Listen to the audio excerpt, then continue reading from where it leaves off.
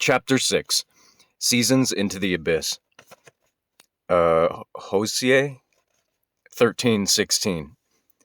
Samaria shall become desolate, for she hath rebelled against her God. They shall fall by the sword, their infants shall be dashed in pieces, and their women with child shall be ripped up.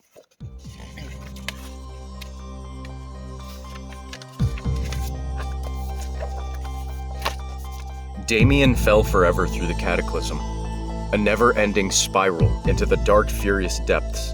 Destination, hell. My whole life is a curse, he groaned. Falling at breakneck speed, a normal mortal would have been busted into pieces internally. Not Damian Andrews, though. Oh, hell no! This dark descent was a familiar place. He had been here before. From non-existence to being born, suffering the burdens the world had to offer, and then last but not least, he tasted death and danced in the flames. Just to be non-existent, born again, fucked again. However, before he had a purpose, to slay a dragon, a fallen angel that had preyed on humanity and killed for sport. The goal that had been set was to win. Nevertheless, he lost, big time. He had motivation, the will to succeed, to beat the impossible odds, to conquer and overthrow a creature that was so sadistic, cunning, and ruthless that stood face to face with God and spat in the creator of all things' face. To make matters worse, went down fighting, setting heaven on fire, and obtaining the allegiance and loyalty of a third of God's angels. To top it off, the son of a bitch pushed humanity into everlasting sin and death. And what am I, if nothing? Damien thought.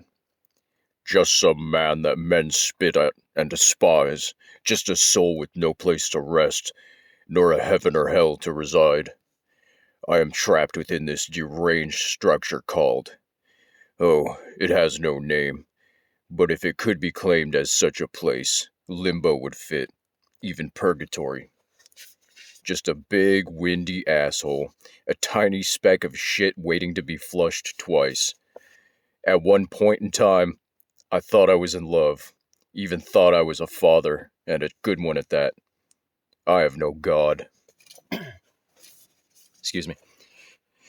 At that moment, Damian Andrews ceased to fall. Complete darkness all about as he stood blindly on an invisible floor beneath him. This had not happened before. A brilliant light opened up the darkness, ripping through it like a sword, spellbinding. He discovered a blue mist, waist high, drifting all around him as far as the eye could see. From the light, From the light stepped a figure draped in the awesome confines of time and light. There stood the soul of the man Damien had searched for all his life. The one he had been told was the chosen one, Fabian Andrews, his own brother. Damien fell to his knees in shock, in dismay. When his knees made contact with the invisible floor, the mist about him pushed away, as though it itself did not wish to be landed on. I have scoured the earth for you, yet it is you who finds me in this strange, desolate place, Damien replied. Fabian smiled, showing pleasure in his brother's response. I know your thoughts, Damien. I've listened. You have given up, Fabian spoke. Damien shook his head. I've been beaten, and I've been betrayed.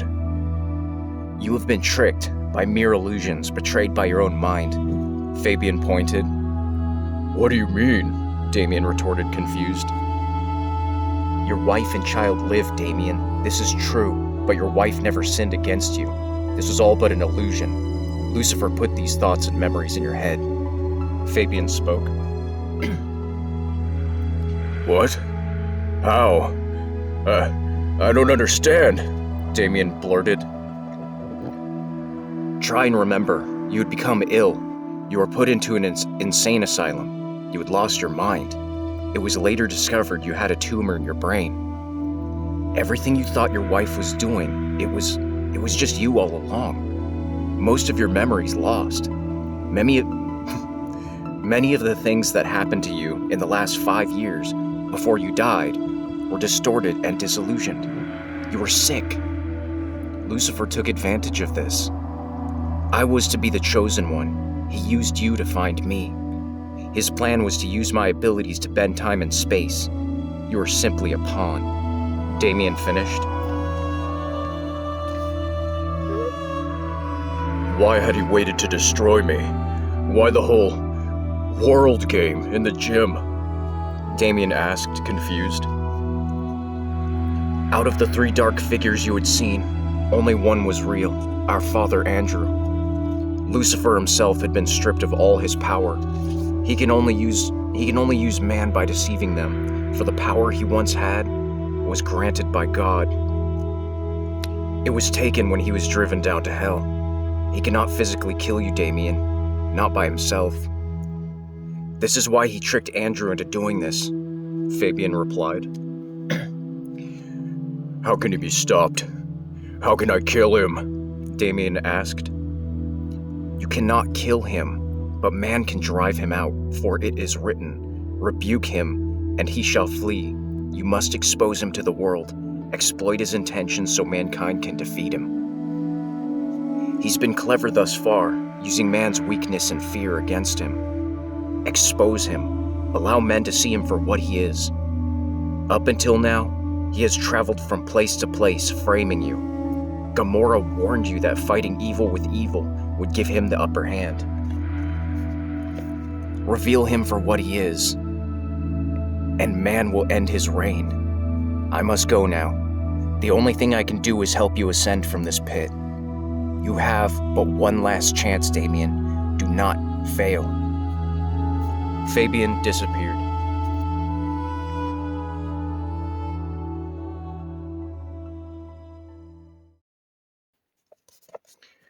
The big game never happened. The high school football stadium was dead, like a graveyard. The stadium lights illuminated the field, but only moths danced within its parallels. Excuse me. Tommy stared onward, grasping a bottle of Jack Daniels. His sister, Karen, sat wide-eyed, with a sad look on her face, showing concern for her brother's grave expression. This is all we wanted, all we needed. He sadly shook his head. I know, Karen whispered. 2 bleachers down, Jenny and the fiery redhead Jeff sat. My friends are dead, my game gone. It's a fucking nightmare. Here I am sitting, staring at this field of dreams, wondering, what am I going to do? I had all figured out. Ironic. These fucking nerds and geeks are going to make it with their brains. Make something out of their lives. All I had was this, the field, my team, a dream gone bad.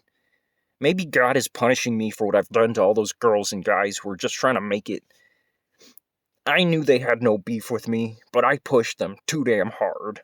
Jeff groaned. He had almost admitted the jealousy that fueled his anger, the feeling of fear. Deep down, he knew it was a game, the only thing he was ever good at. His ticket to fit in, his past escape of a hard life. Karen and Tommy sat down beside them. Are you guys okay? She asked. We are just getting by, Jane replied, trying to be strong. Tommy held out the Jack Daniels bottle for his friends. Here, this'll make it all feel better. Let's drink for our friends. Tommy smiled shortly. Jeff took the bottle and gulped. Somewhere out there, our friends are playing the big game. Win one for us. Jeff held out the bottle of the dark... Jeff held out the bottle to the dark, silent heavens. They sat in silence, heads down. I feel like it's my fault, Jenny whispered. They all looked at her, confused. What are you talking about? Jeff asked. I was so afraid of you leaving me, Jeff. You being a great football player, everyone loved you. I most of all, whispered the little Wicca girl. I felt like I had nothing to give you. I cast all these love spells on you, and not one of them worked. So I got desperate. I began to pray to God. Something I promised myself I would never do. You must understand, though, I was afraid I would lose you, Jeff. Once you left for some great college due to your scholarship. Then you left for some... Then I'd be stuck in quiet meadows, so I asked God to take away the big game. I know it was selfish, and if I could, I would change back time and make it all good. I love you. Please don't hate me, Jenny finished. Tommy and his sister just stared at one another. Jeff stared at Jenny sadly, then angrily, but said nothing. He just took a huge gulp of Jack Daniels. I'm so sorry, Jenny whispered. In that instant, Jeff spit a mouthful of Jack Daniels in her face and immediately pounced on her, punching her about the head. Karen grabbed at Jeff's arm, but he reeled back and slapped her. Tommy, infuriated, spear tackled Jeff. Karen and Jenny cried. Jeff got over Tommy and began hitting him hard. Blood splattered everywhere. Karen and Jenny both together grabbed at Jeff. You're killing him! Karen cried out. At that moment, Jeff pushed them both. Karen fell backwards directly on her back, but Jenny was less fortunate, as she was sent flying down the bleachers, breaking her neck instantly. Jeff gasped. What have I done? Jenny! He was paralyzed with cold as ice fear. All of a sudden, the stadium lights exploded, one by one. Pieces of shattered glass covered the field. Only one single light had survived and continued to shine directly in the middle of the field. A short moment later, the world around them began to quake. Directly in the center of the football field, the ground ripped open like a small gaping mouth with rough, jagged teeth. A powerful bolt of electricity came from the hole, piercing the last light that shined. Blue, ghostly mist, with a strobe light effect, belched from the dark abyss. Karen stood next to her battered brother, who was in no condition to run. Jeff stared in horror as a dark figure ascended from the mouth of hell. For a moment, the dark figure stood ominously in the light. The sound of electricity and power surged. Finally, the figure revealed itself and stared directly at them from the field. Damian Andrews lived. End of chapter 6.